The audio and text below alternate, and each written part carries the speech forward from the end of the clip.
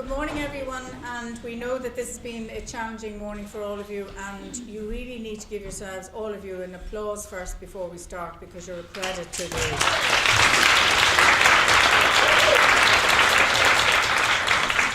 So as you can see, there are 4 posters here, and that means that each group that's related to each of the posters needs to stand by their poster.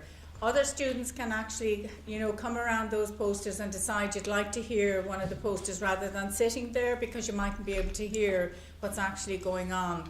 The most important is that at each poster, Professor Philip Larkin and myself will be assessing each of the posters one after the other, and we'll only it's 10 minutes, so we're only going to ask questions if we need any kind of clarification, because they've gone through a very valid process this morning. And the other component then, out of those 4 posters, a first prize and a runner-up will happen. Is that okay? So is everybody okay? And feel free, if you want to come down and hear one poster, that's fine. The most important is that the students that are related to the poster need to be beside it, because they have to kind of just sort it out for Philip and myself. Does that make sense to everybody? Are we okay with that? And well done on all of that. So we'll get started. So it's because we are keeping to time, and that's the way it works here today. And so we'll get started, and we're going to actually start with the first poster here, and that happens to be number 5. Is that okay? All right.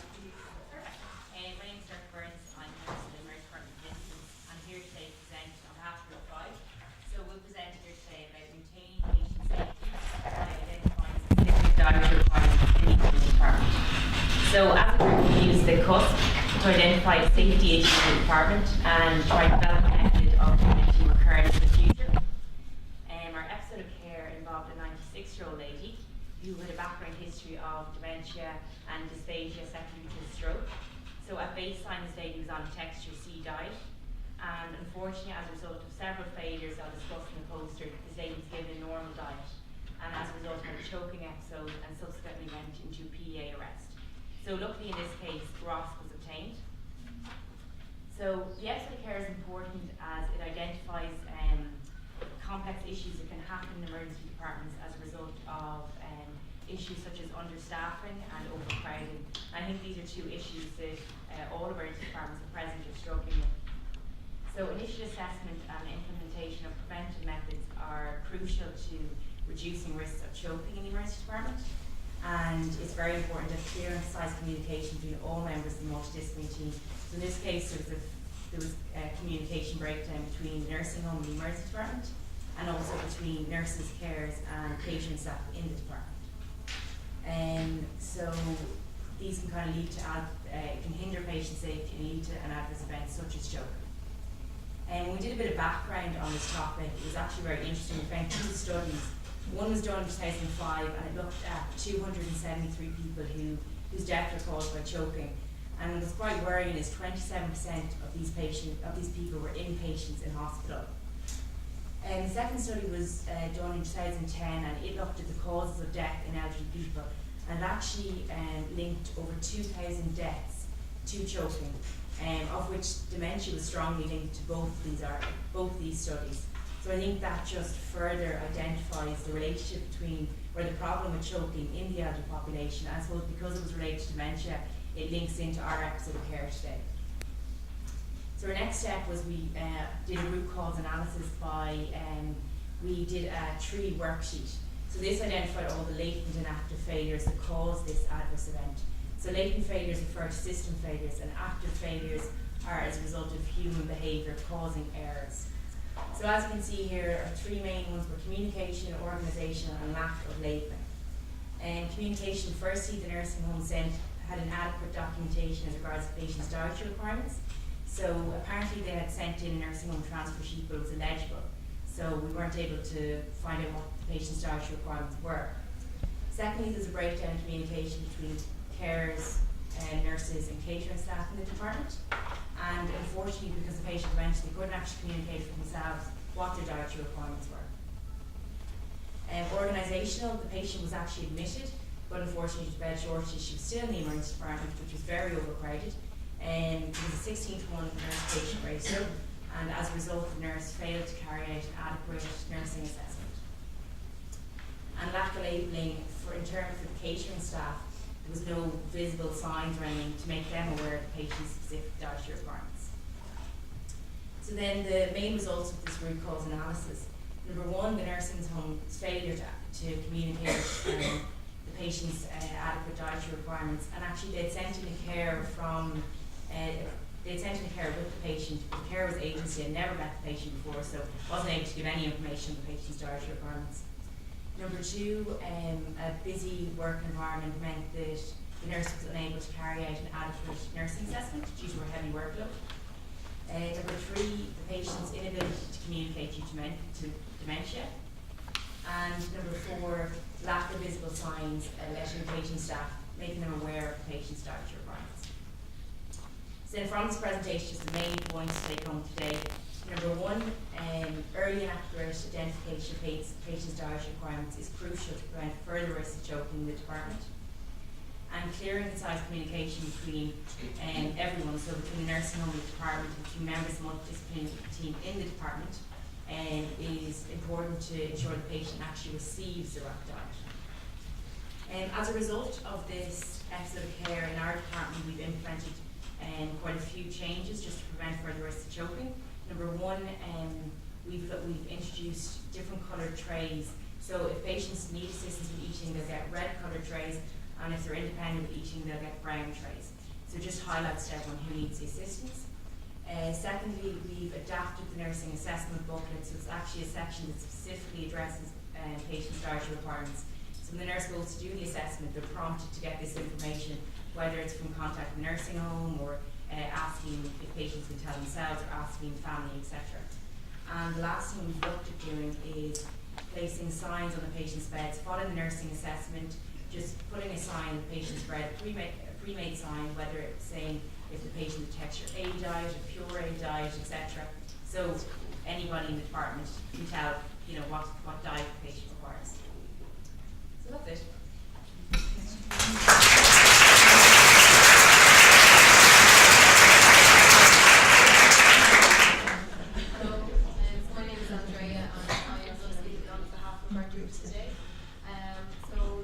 The episode of care reflective exercise that we chose was actually about keeping procedural sedation safe, and we're all from an emergency department background, so that's why we've chosen this one. So the episode of care in question was a patient was about to receive procedural sedation in our emergency department, but it was actually the patient was brought into an area that is not dedicated resuscitation bay, it's actually an overflow area. So they do not have adequate monitoring, there's no suction or oxygen, and there's actually no available resuscitation equipment in the event that an adverse event was to happen. So it's not an appropriate area for this to happen. And also what happened, there was no dedicated nurse available at the time, so the doctor was going to go ahead with the procedure on his own. So our rationale for the episode of care, we came up with that what we needed was something similar to here, where to stop. Like a timeout. So we came up with stop because it was short and simple. The S was for safety, which is essential for patients undergoing procedural sedation. We say close observation is obviously required to avoid any potential adverse outcomes, in this case such as an airway compromise. T is for team approach, which is central obviously to the care of the patient receiving procedural sedation. And in this case, if we had been allocated a team, it would have been a safer procedure to go ahead with. And then O, we say continuous observation and monitoring of the patient is needed. And P, so patient safety is always the primary outcome. Safe monitoring and skilled staff to anticipate potential problems. So as we said, prepare for the worst and hope for the best, rather than the other way. So for our causal tree, we obviously our episode of care was the patient within the emergency department needed sedation. The doctor attempted to administer with no monitoring and no nurse available. So although it sounds that we're that's aimed at the doctor, it's always a team failure, really, it was a communication breakdown. It was a busy department, and I suppose he was trying to do his best as well. So anyway, so the antecedent events, it was a non-monitored resus bay, which it shouldn't be used as an overflow bay anyway. All resus bays should have the essential equipment available, and obviously our nurse to patient ratio and high acuity, it's obviously something that we can't do much about, but it is something that we can highlight to our management and to our team and to our colleagues. Sometimes in this in this situation, this procedure could have waited until it was safer time to do it. So the sedation drugs, they were checked out of the MDA press. So the keys are given to the doctor, and in this case it was propofol that was used, so it's not, it doesn't need to be signed out. So I suppose that's a failure on the nursing team as well, that the keys are given to the doctor without checking. So it's multifactorial. But anyway, the nursing staff were busy. I think we had 2 intubated patients at the time, and I think CPR was ongoing as well, so it wasn't the most appropriate time to go ahead with this. And obviously nurse-patient ratio. So our root causes, we have lack of communication and planning, and that's classification code OM, which is organisation management.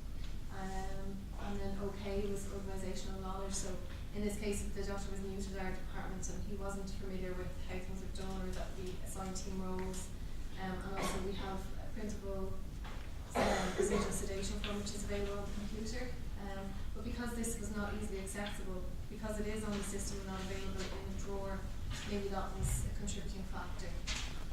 So now we have some printable pages that are more readily available, and it's also being audited at the moment. And some changes have been made to the original form to be more user friendly. So for our recovery tree, we have the nurse identified the error, and the sedation was delayed until the patient was in a safe area. So it actually just meant holding off for a short amount of time until we could move people around, and then it could be done with the adequate resuscitation monitoring equipment. So our conclusion is obviously staff must be aware of our local policies, procedures, protocols and guidelines. And that's obviously an education thing, a team approach, not just with the nurses but obviously to include the doctors as well. Patient must be in a treatment area with access to necessary resuscitation equipment, and a nurse should always be present along with the treating clinician. And obviously all involved staff in the emergency department must be familiar with the availability and location of all the necessary equipment to the procedural sedation form, and obviously to anticipate potential problems so that we're prepared in that case to deal with them. Thank you.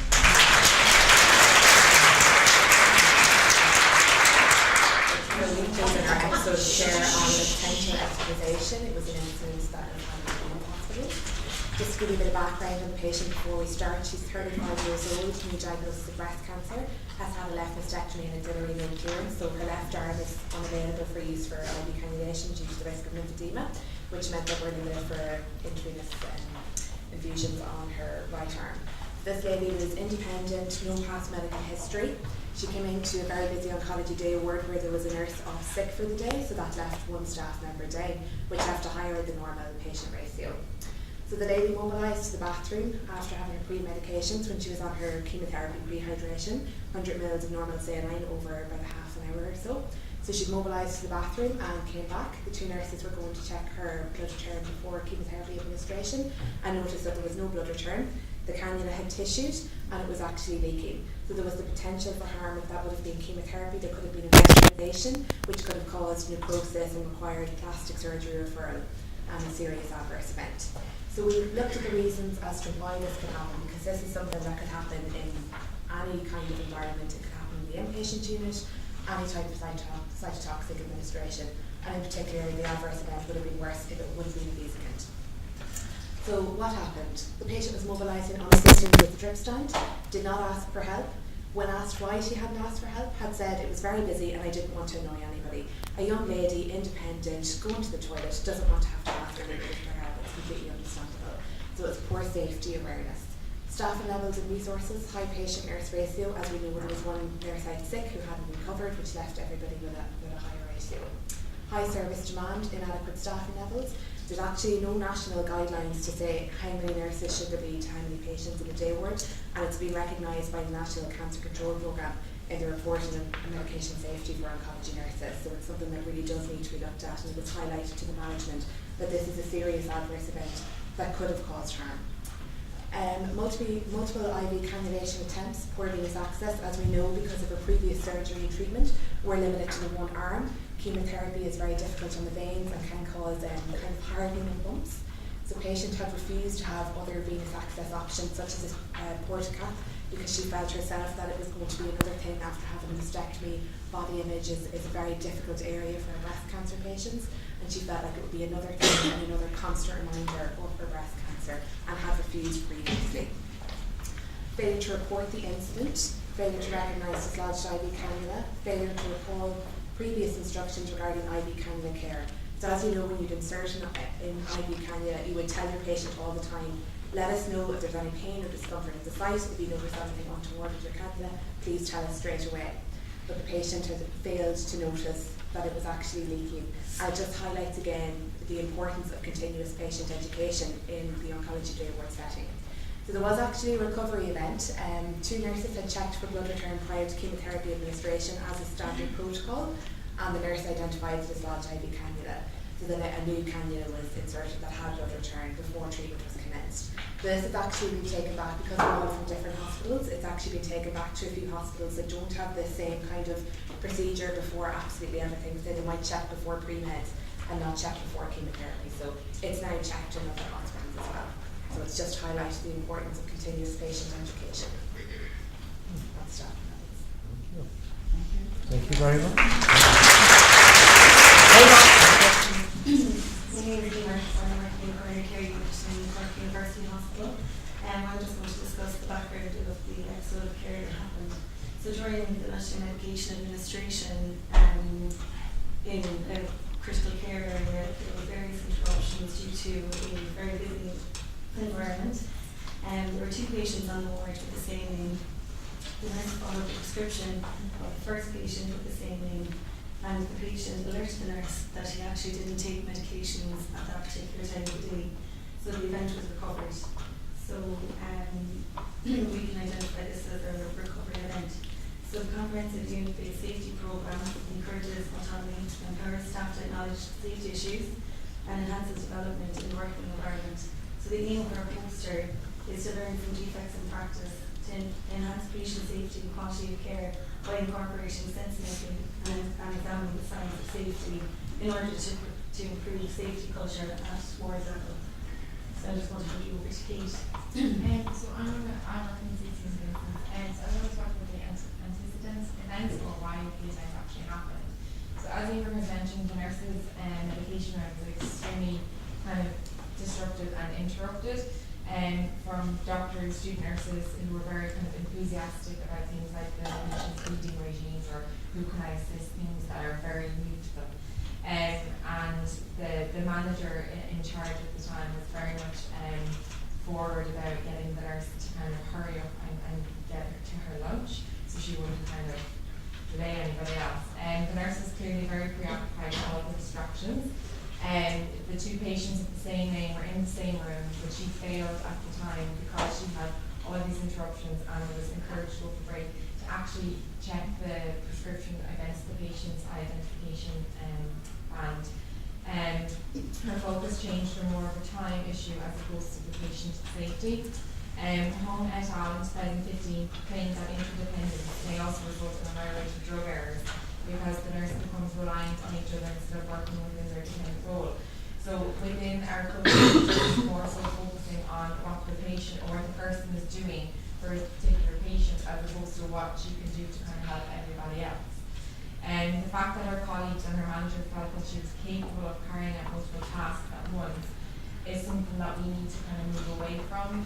And this is why we kind of highlighted that if you were doing your drug round, you should be only preoccupied with that and nothing else.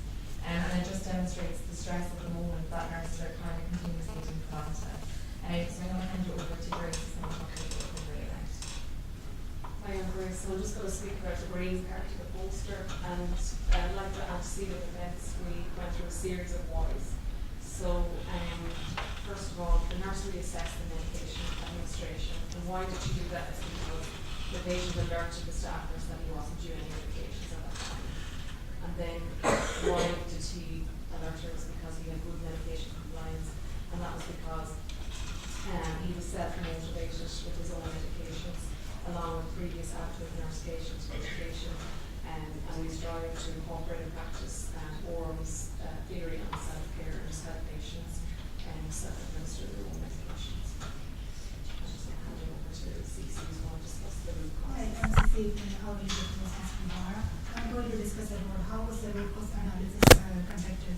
To reach the root cause of the event, we start with the discovery event and then work backward to the time, asking for a series of whys until for more reasons we identify.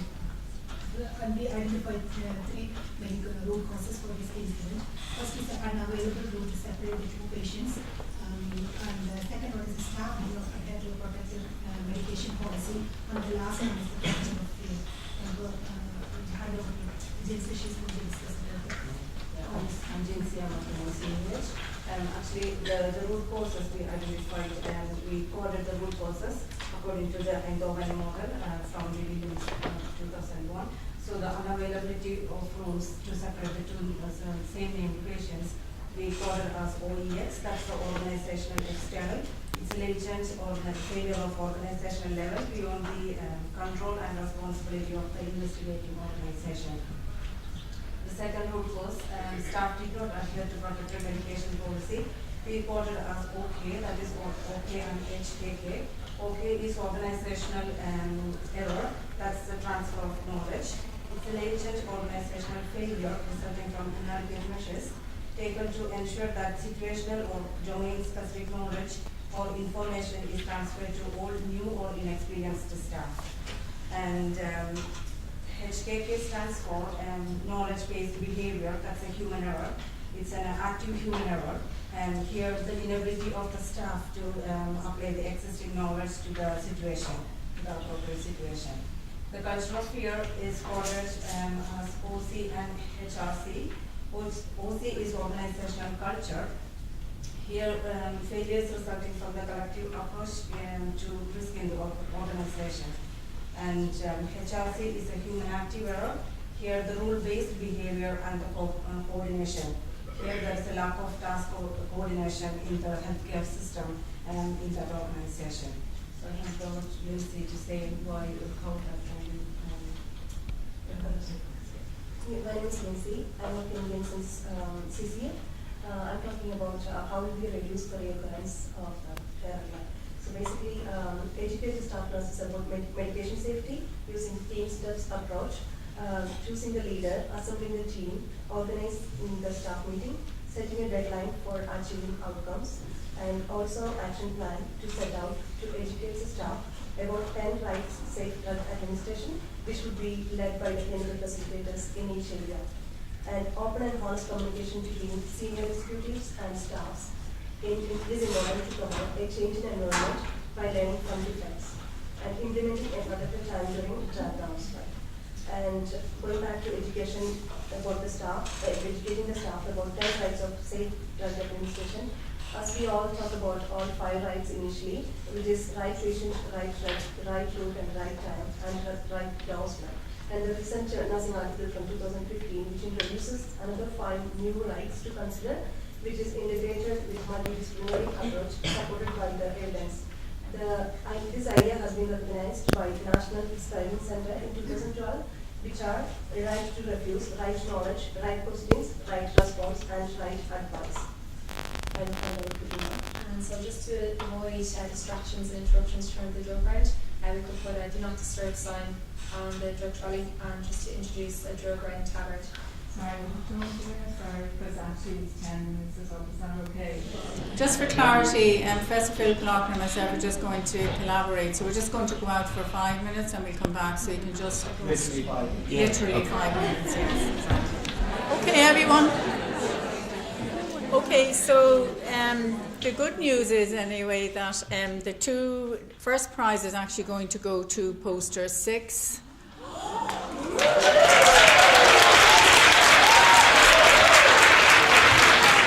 So if poster 6 would just, if the group would just stand beside their poster, is that okay? All right.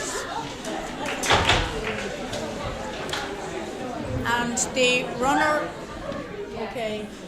And the runner-up prize is, in fact, Group 13.